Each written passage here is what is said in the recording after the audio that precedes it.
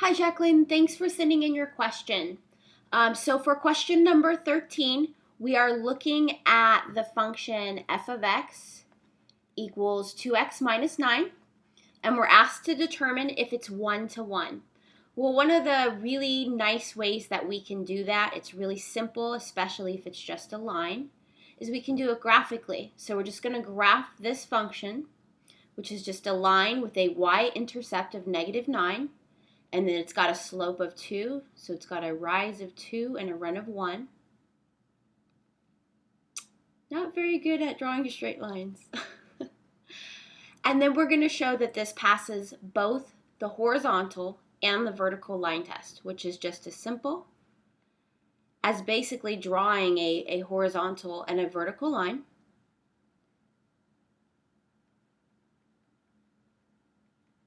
And just stating that the function passes the horizontal and vertical line test, because when you draw the horizontal and vertical line, it only ever touches the function once for both of them.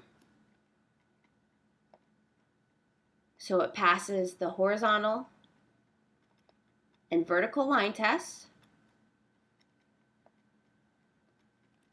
which means it's 1 to 1. Let's go ahead and move on to 15. In 15, we're given an equation, f of 3t plus 5 plus 14 is equal to 10, and we're asked to solve for t, given that f inverse of 6 is equal to 3. Well, not only do we know this now, if f inverse even exists, then we can just switch these around, and the y-coordinate of the inverse is the x-coordinate of the original function, so we're just going to plug that in there. Whoops, that's supposed to be a 3. There we go. And the x-coordinate of the inverse becomes the y-coordinate. So we just switch the x and y coordinates, and we know that f of 3 is equal to 6, just based on this right here. Let's go ahead and, it's supposed to be a 4. Let's go ahead and get this so that we only have the function going on the left-hand side. So we have f of 3t plus 5. Let's subtract 4 from both sides. The 4 will disappear on this side, and subtracting 4 from the right-hand side, we're going to get 6. So we saw up here that the inverse exists. And just by virtue of the fact that this inverse even exists, it means that these functions are something called 1 to 1, which sounds really fancy. But basically what it means is these x, y coordinates always come as a pair. They're never going to separate. So if you have the y coordinate of 6, you also have the x coordinate of 3. So this may be a 3 in disguise. So we're just going to set it equal to 3, and we're going to solve for t. Subtracting 5 from both sides, I get 3t on the left, and I get -2 on the right-hand side. Dividing both sides by 3, we'll get t is equal to -2/3.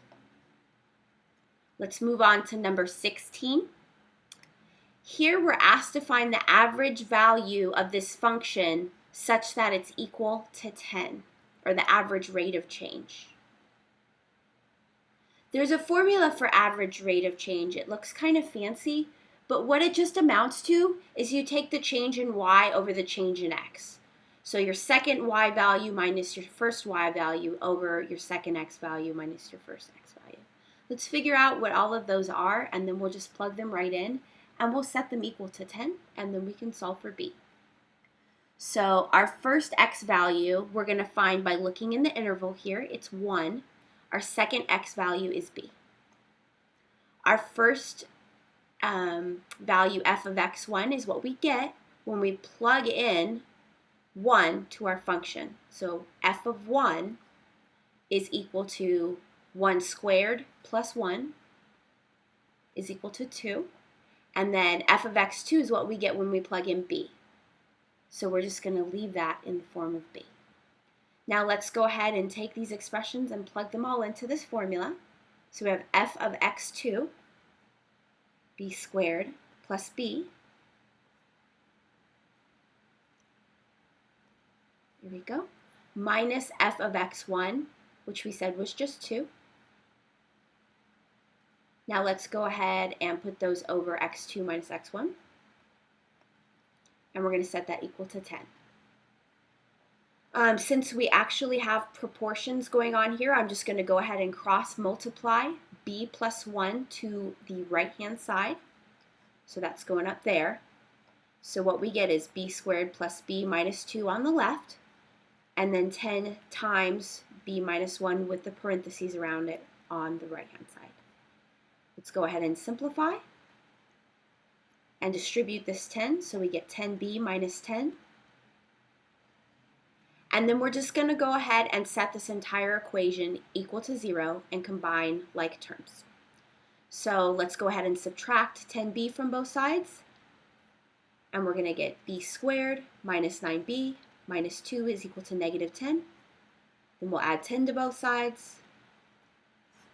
And we're going to get b squared minus 9b plus 8 is equal to 0, which we can factor. We're looking for something that multiplies to positive 8.